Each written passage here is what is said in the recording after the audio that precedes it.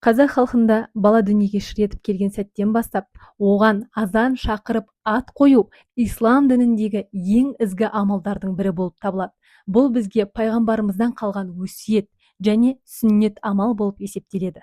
Қазақ халқы балаға тәрбиені ананың құрсағынан бастаған, яғни балаға жан берілген сәттен бастап, ананың тағамын, жүріс-тұрысын, сөйлеген сөзінің барлығына жіті назар аударатын болған.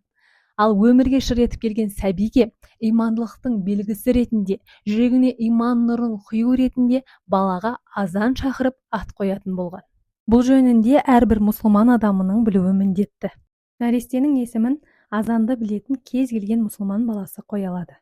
Міндетті түрде мешіт имамының немесе молданың азан шақыруы шарт емес. Азан шақырып ат қоюдың жолдары.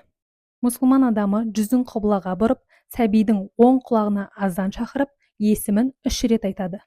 Кейін екінші сол құлағына қамат түсіріп, тағы да есімін 3 мәрте қайталайды. Бұл сәбиге жасалған алғашқы иман қадамы. Балаға не себепті азан шақырып ат қою керек? Пайғамбарымыз Мұхаммед саллаллаху алейхи уассалам бір хадисінде: қиямет күні өз аттарыңызбен және әкелеріңіздің аттарыңызбен шақырыласыздар. Сондықтан балаларыңызға жақсы ат қойыңыздар дейді. Ал біздің бабаларымыз баланың есімін мағыналық есіммен атауға аса зор мән берген. Балаға қойылған есім оның болашағына әсері болады деп, сәбиге жақсы есім қоюға мән берген. Егер де жас кезінде балаға қандай жағдайлармен азан шақырылмаса, есейген кезде шақыруға рұқсат етілген.